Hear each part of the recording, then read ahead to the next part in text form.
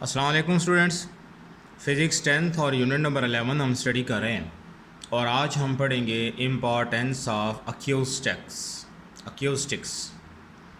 अक्यूस्टिक्स क्या होते हैं?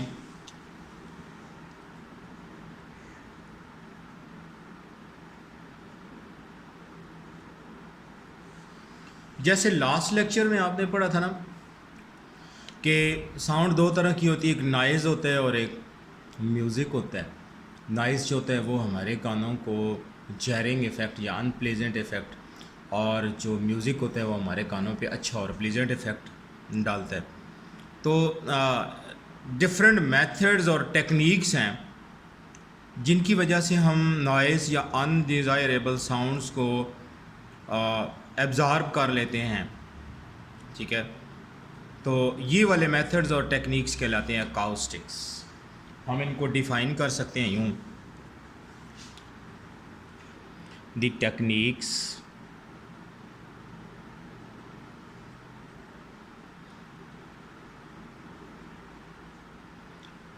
or methods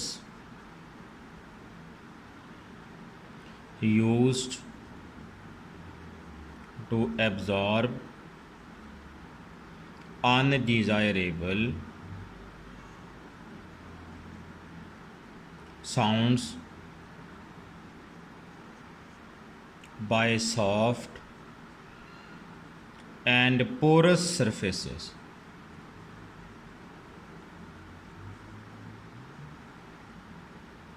is called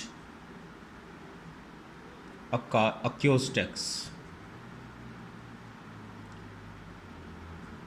protection.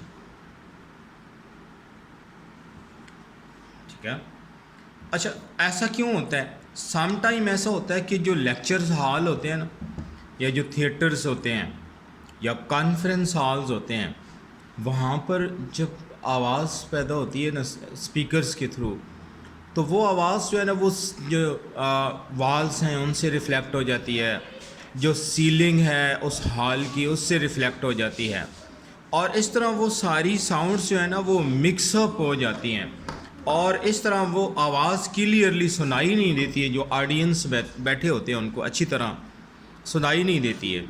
तो इस हवाले से फिर वहाँ पे जो ख़िताब हो रहा होता है, जो लेक्चर हो रहा होता है, वो अच्छी तरह समझ नहीं आ रहा होता। ठीक है, तो इस हवाले से हम सॉफ्ट या पोरस मटेरियल्स का यूज़ करते हैं, जिनके अंदर ड्रैपरीज हैं, जिनको हम पर्दे कहते हैं।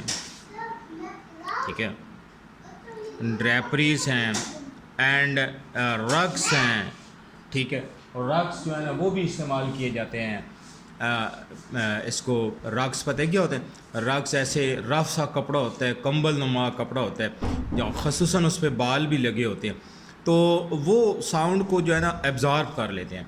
अगर साउंड के सामने जो सरफेस है वो रिजिड हो, सख्त हो और बिल्कुल प्लेन सी सरफेस हो, तो वहाँ से जो आवाज़ है ना वो बहुत अच्छी रिफ़्लेक्ट हो जाती है।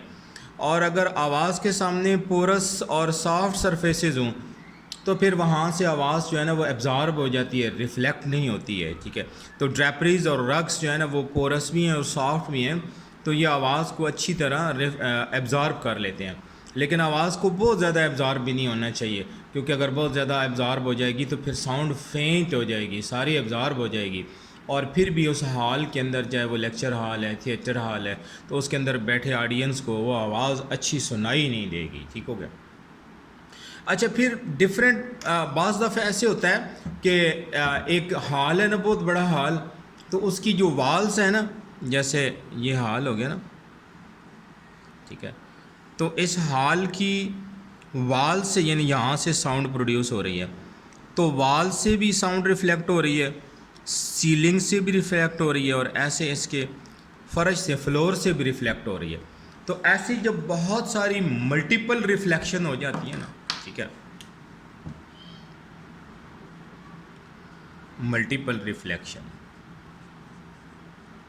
तो ये मल्टीपल रिफ़्लेक्शन जो है that is called reverberation. Reverberation, इससे साउंड जो होती है वो गर्बल्ड हो जाती है, यानी मिक्सअप हो जाती है। और ऑडियंस को अच्छी सुनाई नहीं देती है, ठीक है। तो फिर डिफरेंट मेथड्स या टेक्निक्स यूज़ की जाती हैं जिनकी मदद से हम आवाज़ की ये जो रिवर्बरेशन है ना, इसको हम बैलेंस कर सकें और ज़्यादा एब्जॉर्ब भी ना हो साउंड।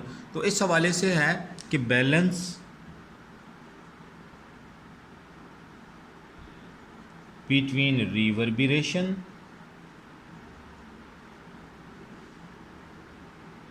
And absorption.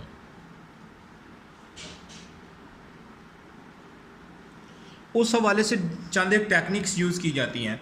जैसे साउंड कहीं से प्रोड्यूस हो रही है ना जी, ठीक है, साउंड इस जगह से, जैसे ये सोर्स है साउंड का, यहाँ से निकल रही है, ठीक है। तो यहाँ से साउंड ऐसे भी जा रही है, ऐसे भी आ रही है, ऐसे भी आ रही है, यूँ भी आ रही है।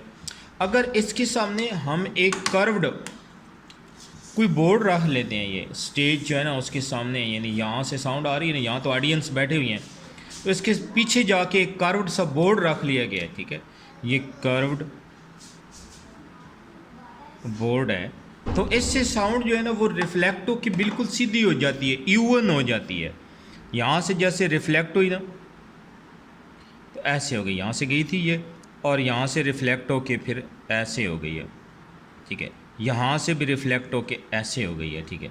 यहाँ से भी रिफ्लेक्ट हो के ऐसे हो गई है, ठीक है, यूँ जा रही थी। तो ये आप देखो, ये अब ये रिफ्लेक्शन के बाद ये जैसे बिल्कुल सीधी होकर इवन होकर आ रही है। तो इस तरह बैठे हुए जो सामीन होते हैं उनको आवाज़ बिल्कुल सही और वाज़ेह सुनाई देती है। तो ये जो कर्व्ड बोर्ड्स हैं ना, इनका यूज़ भी किया जा सकता है। या फिर ये है कि जो लेक्चर हॉल होते हैं ना, उनकी जो सीलिंग्स होती हैं उनको कर्व्ड कर लिया जाता है। जैसे ये लेक्चर हॉल हो गया ना, तो इसका जो छत है ना उसको ऐसे कर्व्ड बना लिया जाता है, ठीक है। कन्वेंशन सेंटर का आपने बाहर से देखा होगा इस्लामाबाद में, तो वो ऊपर से डोम शेप बना हुआ है, कर्व्ड बना हुआ है। तो इसके अंदर भी ये होता है कि यहाँ से अगर साउंड गई है ना, तो जो सीलिंग के साथ टकराई है ना, तो वो ऐसे रिफ्लेक्ट होकर बिल्कुल सीधी होकर आती है, ठीक है। यहाँ पे लोग बैठे हुए हैं, आवाज़ को सुन रहे हैं, खिताब को सुन रहे हैं, तो उन तक ये आवाज़ जो है वो रिफ्लेक्ट होकर बिल्कुल सही आती है।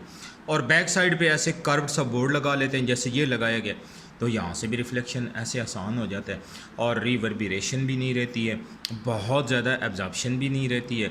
इन दोनों में बैलेंस क्रिएट हो जाता है, और इस तरह जो ऑडियंस हैं उनको आवाज़ बहुत अच्छी सुनाई देती है, ठीक हो गया। तो that was all about acoustic and their importance. Okay, wish you good luck. Allah Hafiz.